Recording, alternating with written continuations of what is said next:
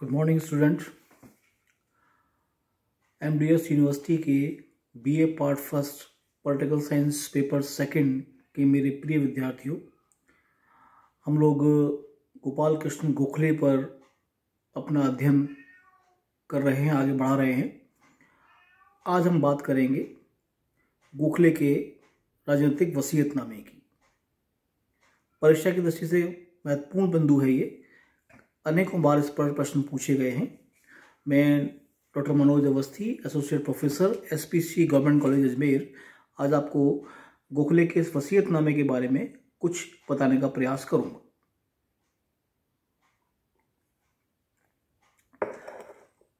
आप ध्यान रखें कि भारतीयों की लगातार मांग के बाद 1909 में ब्रिटिश पार्लियामेंट ने भारत के लिए एक नियम कायदे कानून का संग्रह, आप इसको एक संविधान या कॉन्स्टिट्यूशन भी कह सकते हैं, बनाया, जिसे मॉर्ले मिंटो सुधार कहा जाता है।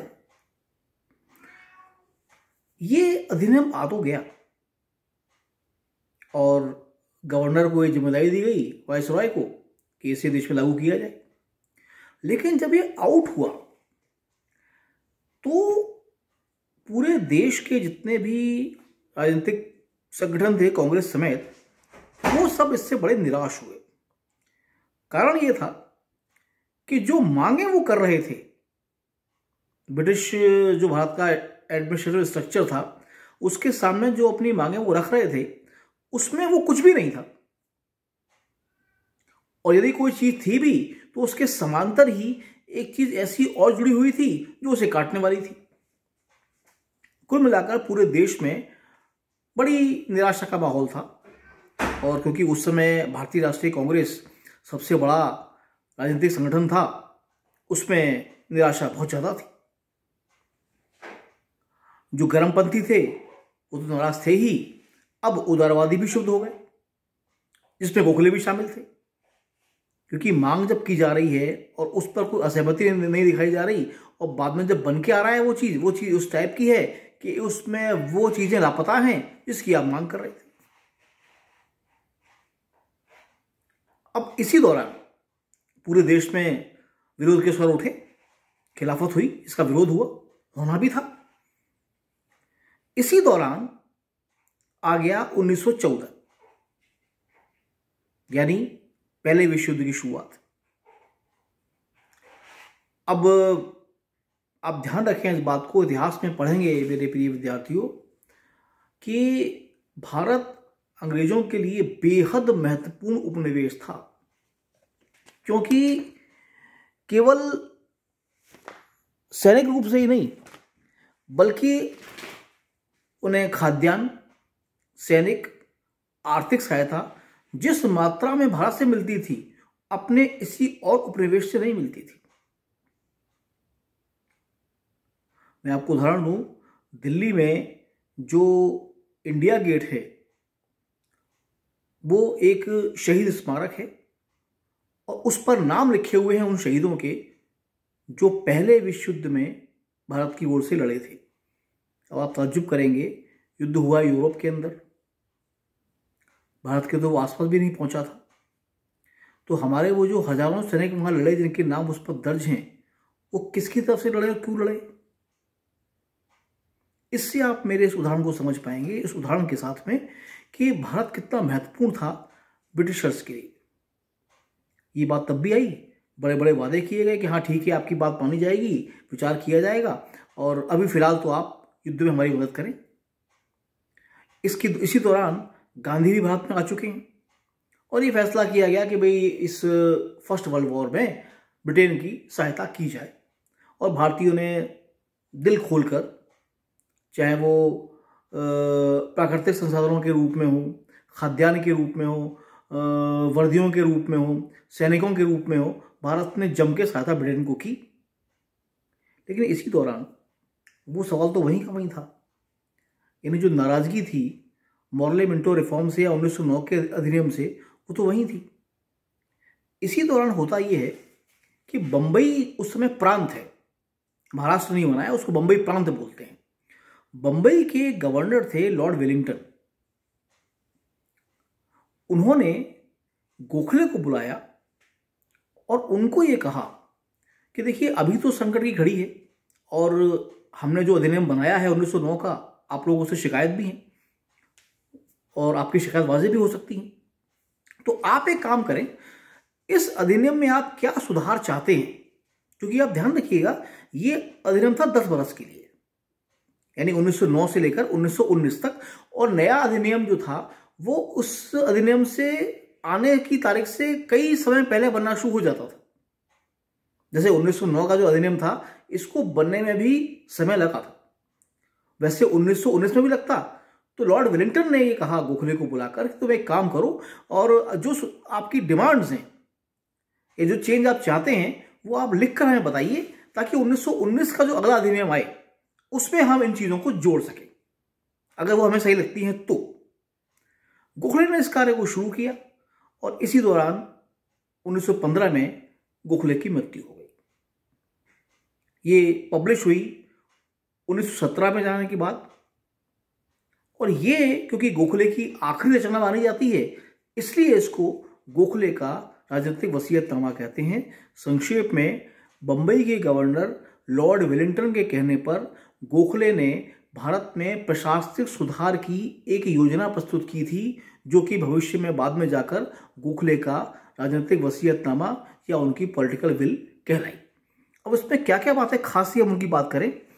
पहली बात तो उन्होंने ये कहा बड़ा स्पष्ट तौर से गोखले ने कि भारत के हर प्रांत के लिए एक गवर्नर होना चाहिए और वो कोई ब्रिटिशर होना चाहिए, भारतीय भले ना हो चले, लेकिन उस गवर्नर की सहायता के लिए एक 6 सदस्यीय समिति होनी चाहिए।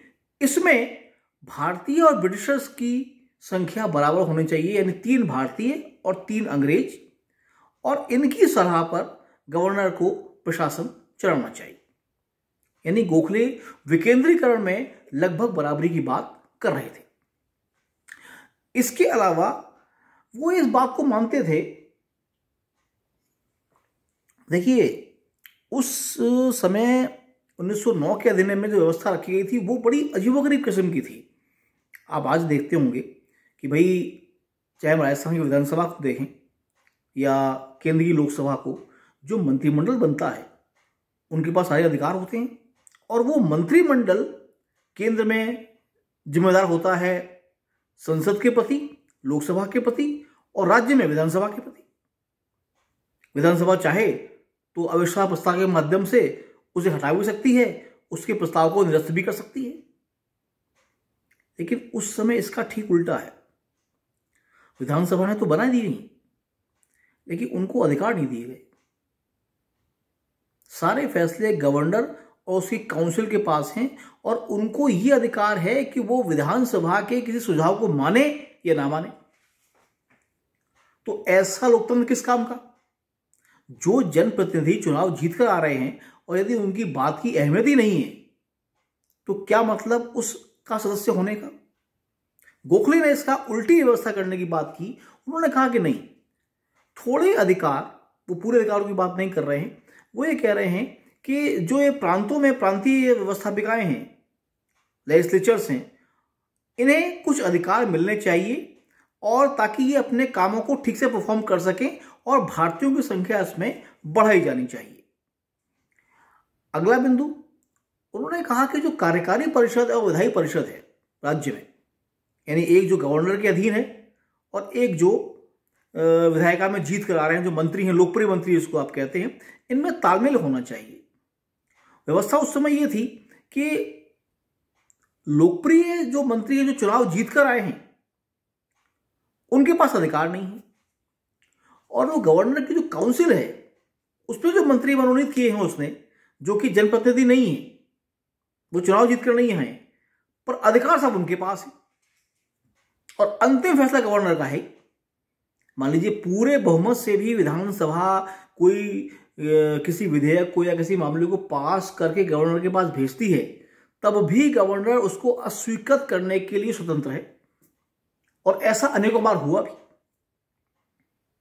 गोखले ने इसका विरोध किया कि नहीं, अगर एक निश्चित बहुमत के साथ कोई प्रस्ताव गवर्नर के पास अंतिम स्वीकृति के लिए जाता है तो गवर्नर को उस पर जन भावना का सम्मान करते हुए, क्योंकि वो जनप्रतिनिधि ने पास किया है उसको अपनी सहमति देनी चाहिए। अगला जो उनका बिंदु है वो प्रांतीय प्रशासन को भी चाहते हैं विकेंद्रीकृत करना। उनकी जो ये पॉलिटिकल विल है, राजनीतिक वसीयतनामा है, इसमें उन्होंने जिक्र किया है कि जो जनप्रतिनिधि चुनकर आ रहे हैं उनको कुछ अधिकार दिए जाने चाहिए ताकि वो अपने क्षेत्र विशेष के विकास के लिए कोई योगदान कर सके। केंद्र सरकार में गवर्नर जनरल की जो, देखिए मैं आपको रिपीट कर दूं एक बार, प्रांतों में गवर्नर हैं और केंद्र में एक गवर्नर जनरल है। गवर्नर जनरल की भी अपनी कार्यकारिणी परिषद है और उसमें सारे के सारे ब्रिटिशर्स हैं।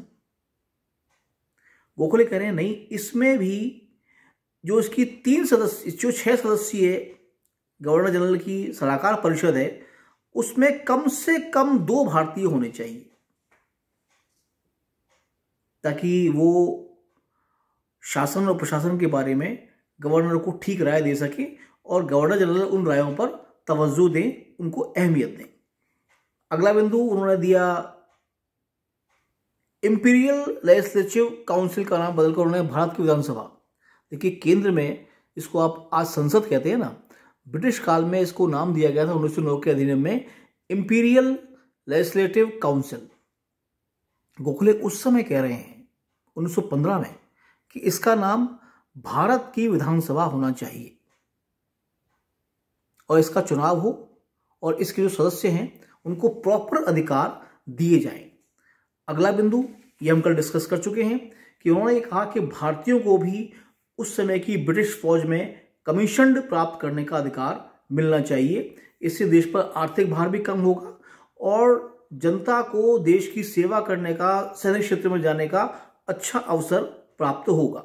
यानी कुल मिलाकर गोखले ने राष्ट्रीय, प्रांतीय और राज्य जो उनके स्थानीय प्रशासन है, शहरों का और गांवों का, उसके भी विकेंद्रीकरण की बात अपने इस राजनीतिक वसीयतनामे में की थी। धन्यवाद।